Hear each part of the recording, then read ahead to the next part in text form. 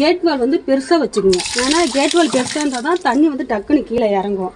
இதில் பார்த்தீங்கன்னா தொட்டி உங்களுக்கு சின்னதாக தெரியும்னு நினைக்கிறீங்க. இது தொட்டி வந்து 3 குடம் தண்ணி பிடிக்குது. இதில் வந்து கிட்டத்தட்ட ஒரு 20 துணிக்கு மேலே உள்ளே அமுக்கலாம். இது வந்து பார்த்தீங்கன்னா கருங்கல். நான் வந்து கருங்கல்லே போட்டு இதுலேயே நான் வந்து ஃபினிஷிங் பண்ணிக்கிறேன். துவைக்கிறதுக்கு சௌகரியமாக இருக்கும். இடம் பெருசாக இருக்குது. இதில் நீங்கள் போர்வையெல்லாம் துவைச்சிக்கலாம், ஒன்றும் பிரச்சனை இல்லை.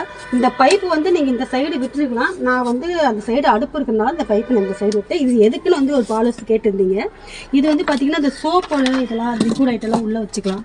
அதுக்காக இந்த பாக்ஸ் விட்டேன். இந்த பாக்ஸில் வந்து உள்ளேயே கட்டணும். உள்ளுக்குள்ளே கட்டி உள்ளே ஒரு ஸ்லாப் போட்டு அதுக்கு இது மேலே மூடி இது ஒரு பாக்ஸாக பண்ணணும். இதுதான் இதில் வந்து பார்த்தீங்கன்னா என்னென்ன யூஸ் ஆகுனா சிங்கு தொட்டியாக பண்ணிக்கலாம். இது வந்து வாஷ் பேசனாகவும் யூஸ் பண்ணிக்கலாம். சோப்பு தூள் உள்ளே போட்டு துணி ஊற வச்சுக்கலாம். ரெண்டாவது வந்து தண்ணி நிறையா ஃபுல் பண்ணிவிட்டு மோந்து குளிச்சுக்கலாம். இது நிறைய இதுக்கு யூஸ் ஆகுது. இதெல்லாம் ஃபுல்லாகவே நான் தான் செஞ்சேன். இதில் சில போட்டு வந்து நம்பவே மாட்டேன்ட்டாங்க, நீங்கள் செய்யலைன்னு சொல்லியிருக்காங்க. முக்கியமாக அதை ஃபுல்லாகவே நான் என்னோடய வேலை தான். அது எந்த பொய் இதில் எதுவும் இல்லை. நான் வந்து பூசின வீடியோலாம் உங்களுக்கு முழுசாக போட்டால் ரொம்ப லென்த் ஆகுன்னு தான் நான் போடல. அதனால் ஓட்டி போட்டிருக்கேன். தேங்க்ஸ்.